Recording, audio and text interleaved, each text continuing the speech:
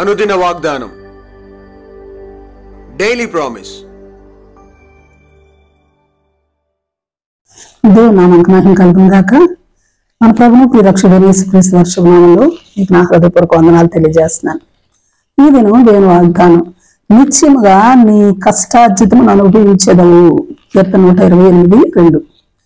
నిత్యముగా నీవు నీ చేతుల కష్టార్జితమును అనుభవించదు, నీవు ధన్యుడు, నీకు మేలు కలుగును. ఎవరిని గురించి చెబుతుంది ఈ కీర్తన ధ్యానం? మొదటి వచనం, యెహోవా యందు భయభక్తులు కలిగి ఆయన త్రోవలందు నడుచు వారిని గురించి, వారికి అనుగ్రహించబడిన ధన్యతను గురించి, వారికి కలిగిన మేలును గురించి చెప్పబడతా ఉంది. దాదాపు 9-10 ఆశీర్వచనములు గూర్చి చెప్పబడతా ఉంది. వాటిలో అతి ప్రాముఖ్యమైనది ఏంటంటే, ఎవరి చేతుల కష్టార్జితం వారు అనుభవించడం అన్నది. అది గొప్ప మేలు, గొప్ప ధన్యత. ఎంతో మంది జీవితాల్లో వారి జీవితాల కష్టార్జితం త్రాగుడికి, అప్పులకి, వడ్డీలకి, వ్యసనాలకి, జలసాలకి ఇట్లా వృధా అయిపోతూ ఉండటం మనం చూస్తున్నాం. చాలా మంది చెప్తూ ఉంటారు, అంటింది అంటడం లేదు, ముట్టింది ముట్టడం లేదు అని బాధపడుతూ ఉంటారు. అయితే 4వ వచనంలో, యెహోవా యందు భయభక్తులు గలవాడు ఇలాగూ ఆశీర్వదింపబడునని లేఖనాలు సెలవిస్తా ఉన్నాయి. ద్వితీయోపదేశకాండం 30:9-10 వచనాల్లో ఇదే విషయాన్ని దేవుడైన యెహోవా మరి ఆ మాటను జ్ఞాపకం చేయబడతా ఉంది. అదే మాట జ్ఞాపకం చేయబడతా ఉంది. నీ దేవుడైన యెహోవా నీ చేతి పనులన్నిటి విషయంలోను నీకు మేలు అగునట్లు నిన్ను వర్ధిల్ల చేయను. ఎప్పుడని చెప్పబడతా ఉంది? ఆయన ఆజ్ఞల కట్టడాలను నువ్వు గైకొని నీ దేవుడైన యెహోవా మాట విని నీ పూర్ణ హృదయంతో, నీ పూర్ణ ఆత్మతోను నీ దేవుడైన యెహోవా వైపు నువ్వు మళ్ళినప్పుడు ఆయన నీ వైపు మళ్ళీ నీకు మేలు చేటి ఎంతో ఆనందించేవాడై ఉన్నాడు. Praise lord. అలాగే 12 వచనం చూస్తే, నీ చేతి పనులన్నిటి విషయంలోనూ నీకు దేవుడు అనుగ్రహించిన కుటుంబములతో యెహోవా సన్నిధిలో భోజనం చేసి సంతోషించాలన్నదే దేవుని ఆశీర్వాదం. ఇంకను మరి కొన్ని లేఖన భాగాలు చూసినట్లయితే ద్వితీయోపదేశకాండం 28:12.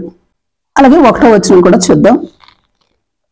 నీ దేవుడైన యెహోవా మాట శ్రద్ధగా విని ఆయన ఆజ్ఞాపించుచున్న ఆయన ఆజ్ఞలన్నింటినీ అనుసరించి నడిచినట్లయితే నీవు చేయి కార్యమంతటిని ఆశీర్వదించును.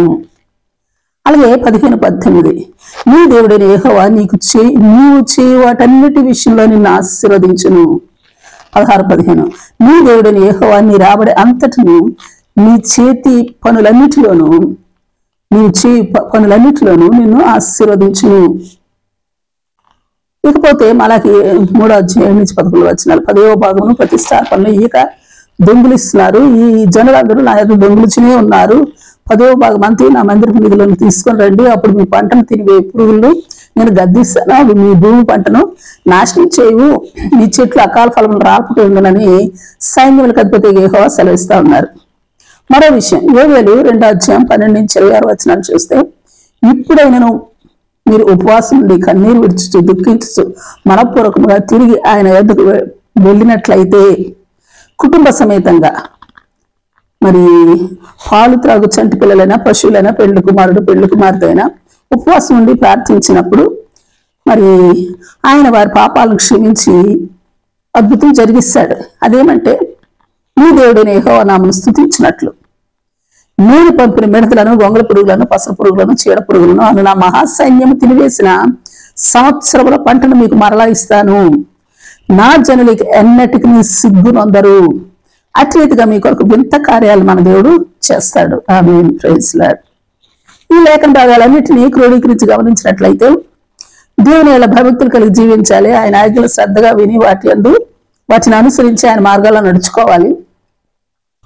అలాగే ప్రతిష్ట చేసుకున్న అర్పణలను ఎగ్గొట్టకుండా, దశంభాగములు దొంగిలించకుండా, ఇంకను జరగని మరి గడ్డు పరిస్థితుల్లో చిక్కుకున్నట్లయితే ఉపవాస ప్రార్థన, కన్నీటి ప్రార్థన చేసుకోవాలి.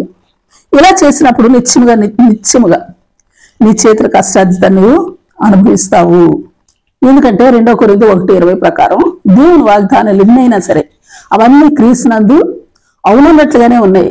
మన ద్వారా దేవునికి మహిమ కలుగుతాయి. అవి ఆయన వలన నిత్యములై ఉన్నవి, ఆమెన్ అని ఉన్నవి అని రాయబడటం మనం చూస్తున్నాం. అంతేకాదు లోకాసువార్త 24:35 ప్రభువారు చెప్పినట్లుగా ఆకాశము భూమి గతించిన కానీ ఆయన మాటలే మాత్రమును గతింపవు. ఆమేన్. ఒకవేళ ఈ మాటలు నెరవేర్పు వరకు రావడం లేదంటే ద్వితీయోపదేశకాండం 28:15 చెప్పబడినట్లుగా ఆయన ఆజ్ఞలను ఆయన కట్టడలను అనుసరించి నడుచుకొనని ఎడల, ఆయన మాట వినని ఎడల ఈ శాపములన్నీ నీకు సంభవించును.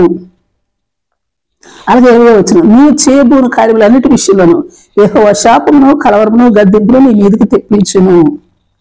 అలాగే 38-47 వరకు చూస్తే విస్తారమైన విత్తనములు పొలంలో తీసుకుని పోయి కొంచెమే ఇంటికి తెచ్చుకుంటాం, ఏలైనగా మిడతలు దాన్ని తిరివేస్తాయి. ఇలా అనేకం గురించి చెప్పబడతా ఉన్నాయి.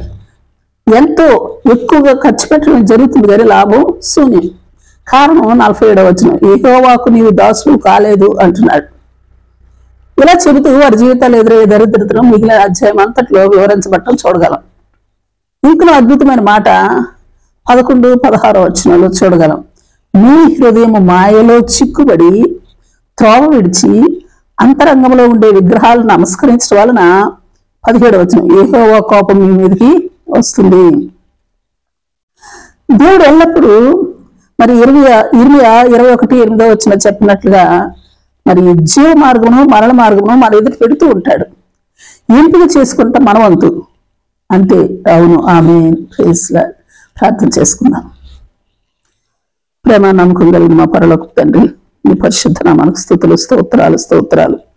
దేవా, మీరు చెప్పిన మాటలు ఏవైనాను నిశ్చయములే, అందులో మార్పు లేదు. మారని దేవుడవు నీవు గనుక నీ వాక్కును అనుసరించి జీవించి నిశ్చయముగా మా చేతుల కష్టార్జితమును మేము అనుభవించినట్లును, నీ దీవెనలన్నీ అనుభవించినట్లును, నీ